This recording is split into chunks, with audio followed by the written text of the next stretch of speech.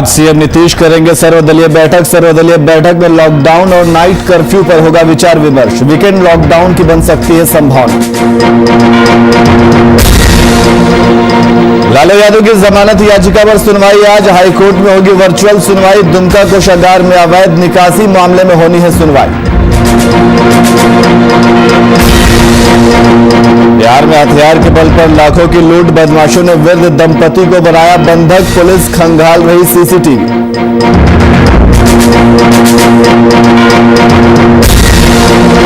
मधुपुर उपचुनाव को लेकर मतदान जारी, शाम 6 बजे तक डाले जाएंगे वोट। मतदान केंद्र पर दिखी सोशल डिस्टेंसिंग के पालन में कमी।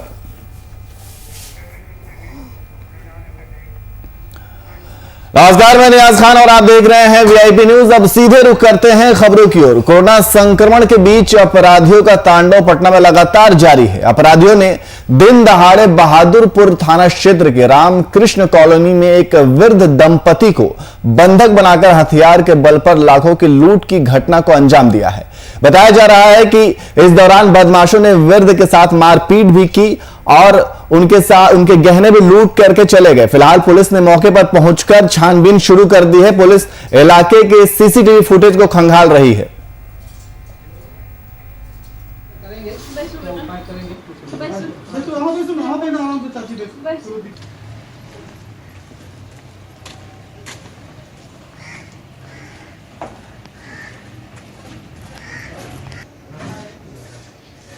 क्या वो गेट तोड़ दिया, घुस गए। देखिए यहाँ पे इनके यहाँ बताया गया कि 2 लड़के आए और दरवाज़ा खोल के घुस गए अंदर और इनके पास कुछ पैसे थे और वो पैसे और कुछ गहने जो थे वो छीन के भाग गए। कितना रकम बताया जा रहा है? 35,000 के आसपास तो पैसा था, एक चेन और एक कान का बाली था। हथियार के बल पे घटना करना? हाँ, हथियार भी दिखाया था। तो बुजुर्ग दंपति को बदमाशों ने बंधक बनाया है, हथियार के बल पर लूट की घटना को अंजाम दिया है। तो घर में रखे गहने लूट कर मौके से फरार बताया जा रहे हैं और पुलिस इलाके के सीसीटीवी कैमरा खंगाल रही है। आप टीवी स्क्रीन पर देख सकते हैं कि हम आपको एक्सक्लूसिव तस्वीरें दिखा रहे हैं। वृद्ध दंपति का बदमाशों ने बंधक बनाया और फिर लूट की घटना को अंजाम दिया है। ये एक्सक्लूसिव तस्वीरें हम आपको टीवी स्क्रीन पर दिखा रहे हैं। तो कोरोना संक्रमण के बीच अपराधियों का तांडव पटना में लगातार जारी है। और इसी खबर पर अधिक जानकारी के लिए हमारे संवाददाता अनिल कुमार हमारे साथ फोन लाइन पर मौजूद हैं। अनिल, बुजुर्ग दंपति को बदमाशों ने पहले बंधक बनाया और फिर लूट की घटना को अंजाम दिया है, क्या है पूरा मामला? जी बिल्कुल न्याज, अगर देखा जाए तो कहीं ना कहीं कोरोना का संक्रमण है, ऐसे में लूटपाट की घटना जो है वो निकलकर सामने आई है। राजधानी पटना के बहादुरपुर थाना क्षेत्र की यह घटना है, जहां पे कृष्णनगर कॉलोनी में रह रहे वृद्ध दंपति के घर में कहीं न कहीं लूट की घटना को अपराधियों ने पिस्टल के बल पर अंजाम दिया है और लगभग लाखों के रुपए जो है वो लूट कर वहां से चलते बने। हालांकि पुलिस जो है इस मामले की छानबीन कर रही है, लेकिन अभी तक कोई किसी भी तरह का ना पुलिस को क्लू मिला है, ना वृद्ध व्यक्ति ही कुछ बता पा रहे हैं, क्योंकि वो काफी डरे समय से हैं और ओल्ड एज के ये लोग हैं, ओल्ड एज के दंपति हैं, जिस वजह से भी अपराधियों का मनोबल जो है वो बढ़ता हुआ दिखा और उनके घर में घुसकर इस तरह की आपराधिक घटनाओं को अंजाम देते हुए दिखे हैं। जी नियाज। तो वृद्ध जो दंपति हैं उनका क्या कहना है?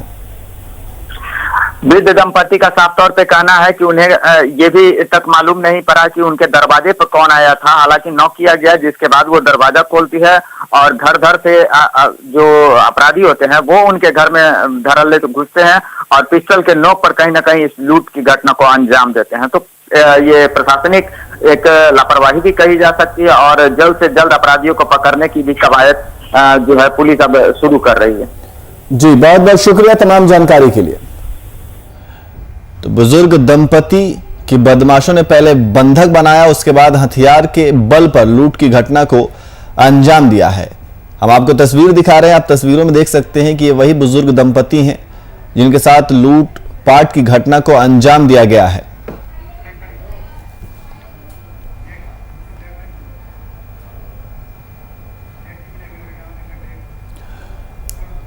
वहीं बिहार में कोरोना के बढ़ते खतरे पर सीएम नीतीश कुमार ने हाई लेवल मीटिंग की और साथ ही आज सर्वदलीय बैठक में सरकार की ओर से जानकारी दी जाएगी।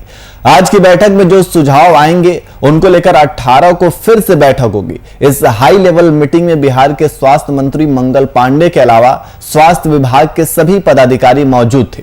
उप मुख्यमंत्री व आपदा विभाग के मंत्री रेणु देवी और उनके विभाग के सभी पदाधिकारी भी थे और साथ में मुख्यमंत्री सचिवालय से जुड़े तमाम अधिकारी भी इस बैठक में शामिल थे।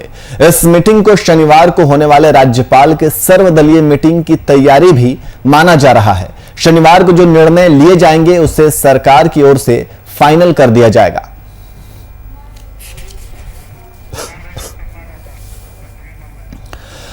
और इसी खबर पर अधिक जानकारी के लिए हमारे संवाददाता कुमार गौतम हमारे साथ फोन लाइन पर मौजूद हैं। गौतम, जिस तरीके से कोरोना के जो केसेस लगातार बढ़ते जा रहे हैं उसको लेकर सीएम नीतीश कुमार ने एक सर्वदलीय हाई लेवल मीटिंग बैठाई है। उस मीटिंग में क्या कुछ बात हुई है?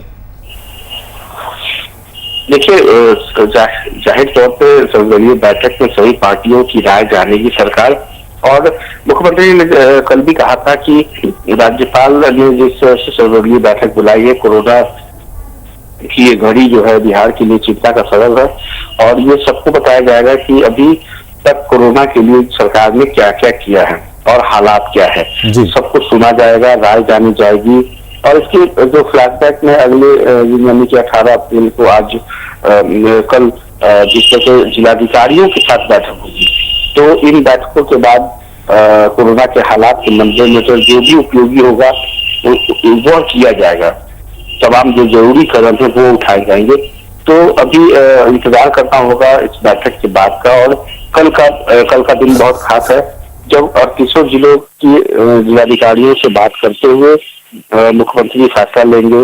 और इसके साथ ही बेड ऑक्सीजन की कमी न हो इसके लिए भी सरकार चिंतित है और टीकाकरण को तेज करने की कवायद भी तेज कर दी गई है। तमाम जगहों पर ये अपील की जा रही है कि जिस तरह से प्रधानमंत्री ने टीकाकरण को एक उत्सव के रूप में मनाने की बात कही है, तो बहुत ज्यादा पैनिक होने की जरूरत नहीं है, भीड़ से बचने की जरूरत है, संक्रमण को फैलाव न मिले इसके लिए चेन को तोड़ना बहुत जरूरी है। यही कारण है कि आज जो है सर्वदलीय बैठक है और इस बैठक में तमाम दलों के जो नेता हैं वो भाग लेंगे। उसके बाद इस बैठक के साथ ही सरकार ये तय करेगी कि आगे क्या करना है। और बिहार की जो वर्तमान स्थिति है उसमें आप देखिए कि जो 4.1 यानी कि 4 दिन कुछ घंटे के भीतर ही बिहार में जो मरीजों की संख्या है वो दोगुनी होती जा रही है। यानी कि ये बिहार में एक नया पीक है जिसमें 6,253 नए संक्रमित मिले हैं।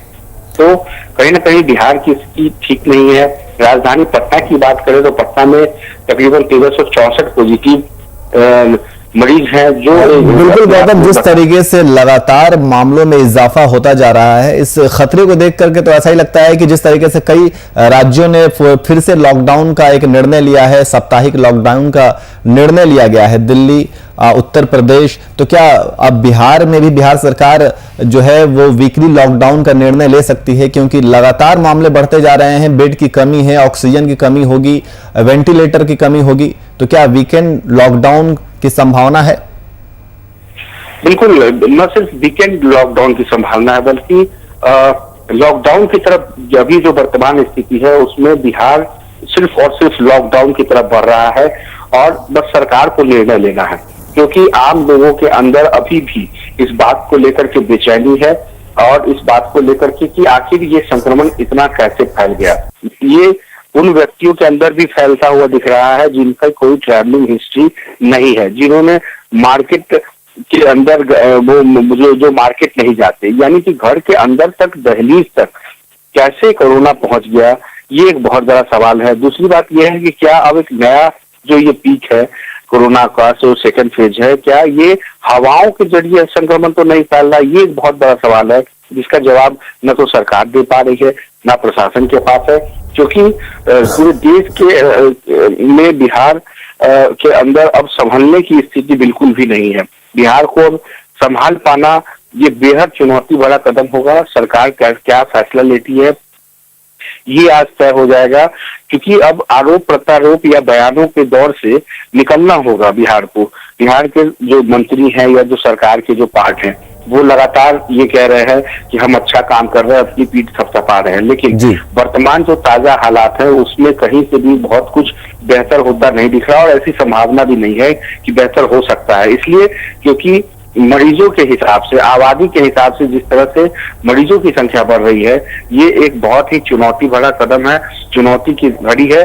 और इस चुनौती से बचने का सिर्फ और सिर्फ एक ही उपाय है, लॉकडाउन। यदि सरकार ऐलान करे या ना करे, लेकिन आम लोगों के अंदर ये समझ होनी चाहिए कि अगर वो जरूरत ना हो तो बेवजह बाहर ना निकले, अगर बिल्कुल बहुत इमरजेंसी है तभी बाहर निकले, क्योंकि जो हालात है इस वक्त, ना तो सरकारी अस्पताल के अंदर और ना ही प्राइवेट अस्पताल के अंदर जो बेड है वो फुल है, तो ऐसे में एक मानसिक दबाव भी बनता है।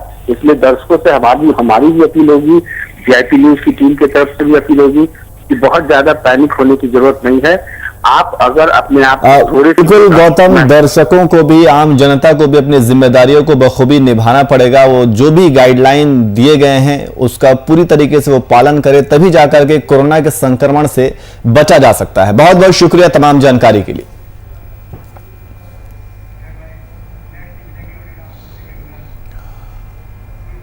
वहीं चारा घोटाले के मामले में करीब 3.5 साल से सजा काट रहे आरजेडी सुप्रीमो लालू प्रसाद यादव को आज जमानत मिल सकती है। दुमका कोषागार से जुड़े घोटाले के मामले में सजा काट रहे लालू की जमानत पर आज रांची हाईकोर्ट में सुनवाई होनी है। दरअसल जमानत याचिका पर शुक्रवार को ही सुनवाई होनी थी, लेकिन कोर्ट बंद होने की वजह से एक दिन के लिए टल गया।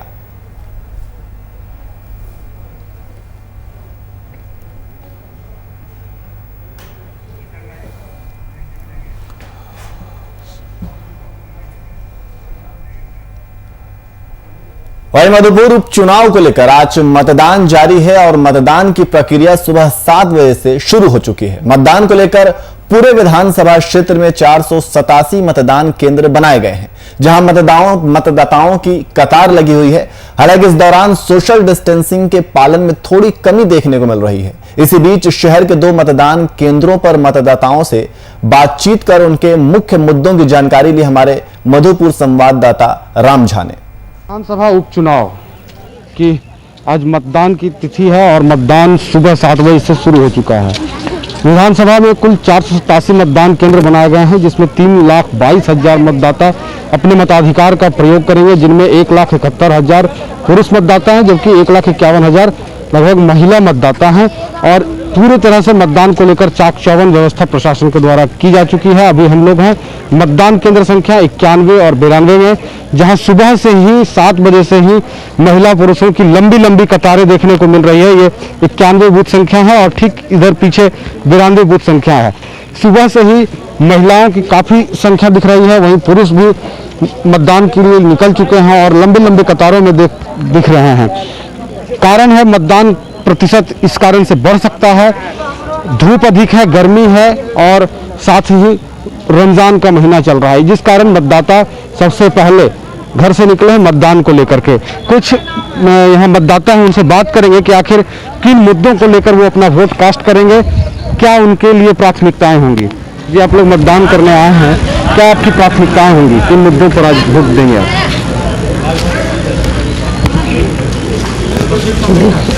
तो वोट दीजिएगा ना? हाँ। तो क्या मुद्दा क्या होगा? शिक्षा, स्वास्थ्य, रोजगार, क्या? शिक्षा।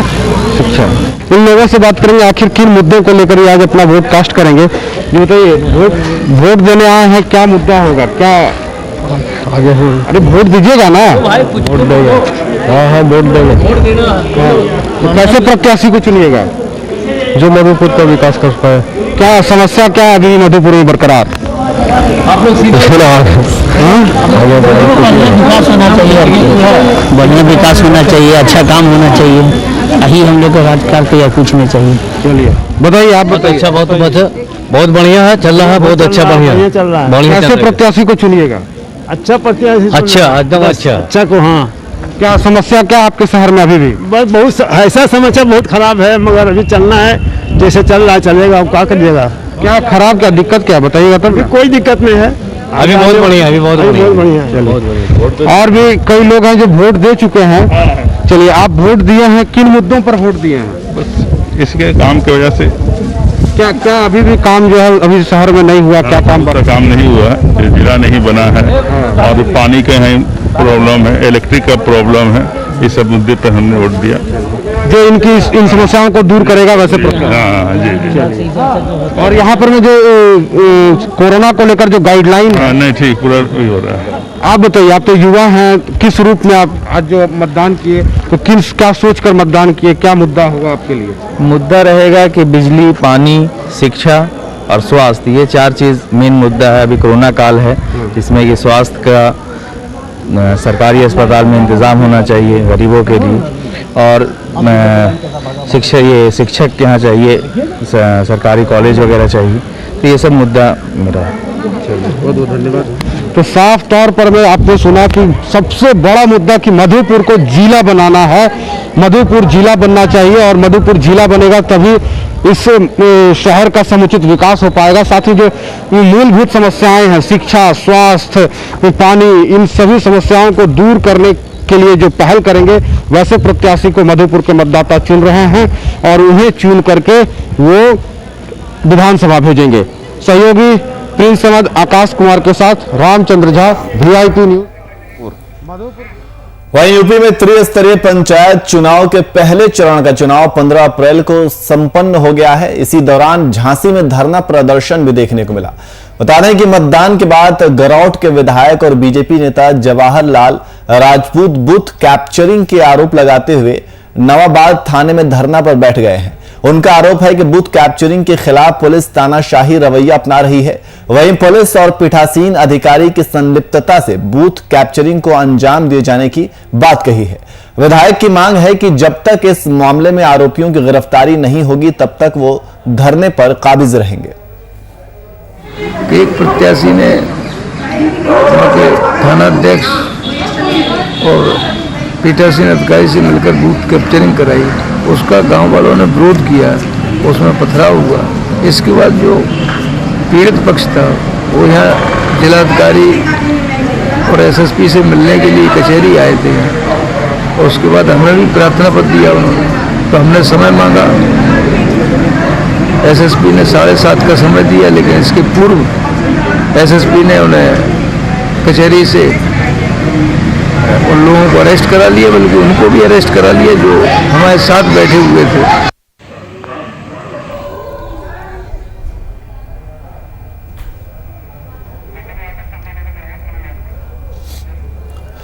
और इसी खबर पर अधिक जानकारी के लिए हमारे संवाददाता मदन यादव हमारे साथ फोन लाइन पे मौजूद है। मदन, पहले चरण का चुनाव संपन्न हो चुका है और बूथ कैप्चरिंग का ये मामला उठ रहा है, अब क्या है पूरा मामला? मैं आपको बताऊं कि झांसी के मोट ब्लॉक में एक दतावली गांव पड़ता है जी। वहां पर जो वोटिंग हुई, वोटिंग के बाद शाम को जब मतदान पार्टी पूरी तरह से मतपेटी को सील करके ले जा रही थी तो स्कूल के गेट पर ही कुछ लोगों ने हमला करके उस मतपेटी को लूट लिया और जब पुलिस ने विरोध किया तो पुलिस के ऊपर पथराव हुआ, मारपीट हुई, दोनों पक्षों में काफी हंगामा हुआ। सूचना मिलने पर जिलाधिकारी SSP स्वयं मौके पर गए, सभी पक्षों को बुलाकर बातचीत की, लेकिन जब मामला बिगड़ते हुए दिखा तो उधर ही उनके आदेश कर दिए गए जी। अब वहाँ के क्षेत्र के जो लोकल विधायक हैं जवाहरलाल राजपूत भाजपा के हैं, तो उनके पास वहां लड़ने वाले 10 में से 9 प्रत्याशी होते, जैसा कि विधायक जी का कहना है जी। और वो अपने साथ उन सभी लोगों को लेकर के SSP से मिलने जा रहे थे शिकायत करने के लिए, क्योंकि उनका आरोप था कि एक प्रत्याशी ने किसी प्रशासन के लोगों से मिल करके वहां पर बूथ कैप्चरिंग की है जी। लेकिन विधायक जी का कहना है, जैसा कि विधायक जी बता रहे हैं, आरोप लगा रहे हैं कि उन लोगों ने पुलिस ने इससे अधिकारियों से मिलने से पहले ही पुलिस ने उन प्रत्याशियों को उठा लिया। तब विधायक के सामने की घटना थी ये, और जब विधायक ने विरोध किया तो विधायक के साथ भी अभद्रता की गई। इस बात को लेकर विधायक जी साथ में थाने पहुंचे और जब उनकी नहीं सुनी गई, उनका कहना था कि प्रत्याशियों को छोड़ दिया जाए क्योंकि 2 दिन बाद वहां पर रीपोल होना है, वो कैसे वोट मांगेंगे अपने मतदाताओं से। लेकिन जब पुलिस ने नहीं सुनी तो वो थाना परिसर में ही उस पर बैठ गए धरने पर। अब वहां पर काफी जमावड़ा हो चुका है, भाजपा नेता पहुंच चुके हैं, दोनों पक्षों में बातचीत चल रही है, आगे देखना होगा कि क्या कुछ होता है। ये कब तक धरने में बैठे रहेंगे? अब अभी इस तरह की तो कोई निश्चित समय सीमा निर्धारित नहीं है, मैं आपको बताऊं, लेकिन जब तक कि कोई मामले का हल नहीं निकल आता तब तक तो धरना अनिवार्य रूप से जारी रहेगा जी। बहुत बहुत शुक्रिया तमाम जानकारी के लिए।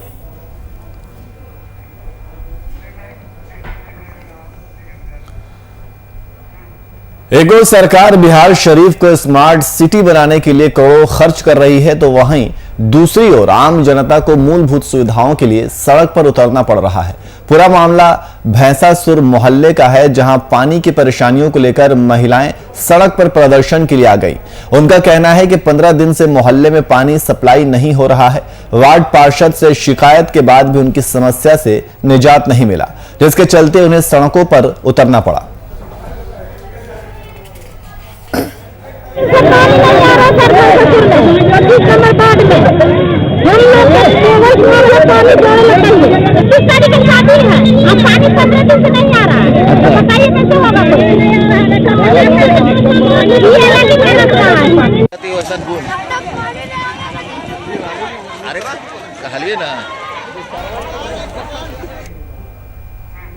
वहीं पाकुड़ जिले के मुफस्सिल थाना क्षेत्र अंतर्गत एक विवाहिता महिला से सामूहिक दुष्कर्म का मामला सामने आया है। वहीं इस मामले में पुलिस ने त्वरित कार्रवाई करते हुए 10 अभियुक्तों को गिरफ्तार किया, जिनसे पूछताछ जारी है। वहीं एक और आरोपी मौके से फरार है। पाकुड़ के एसपी ने बताया कि मामले की आगे की छानबीन जारी है।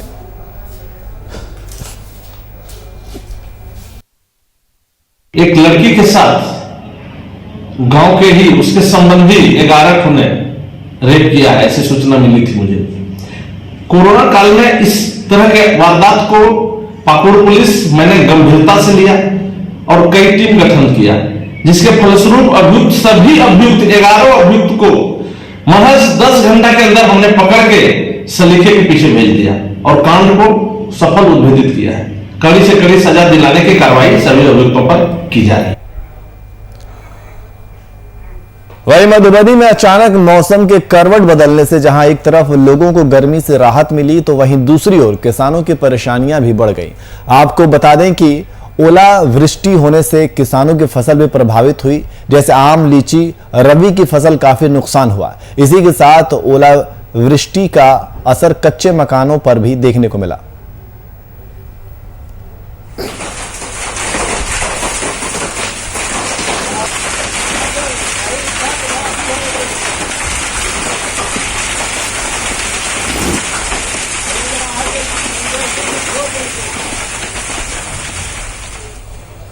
वहीं बेगूसराय में एक बार फिर तेज रफ्तार का कहर देखने को मिला। पटना जिले के तेघरा थाना क्षेत्र की है, जहां तेज रफ्तार मोटरसाइकिल ने 2 युवकों को रौंद दिया। इस घटना में एक युवक की घटनास्थल पर ही मौत हो गई, जबकि एक युवक गंभीर रूप से घायल हो गया। घायल युवक को आनन फानन में नजदीकी अस्पताल में भर्ती कराया गया। वहीं घटनास्थल पर पहुंची तेघरा थाना पुलिस ने शव को कब्जे में लेकर पोस्टमार्टम के लिए भेज दिया है।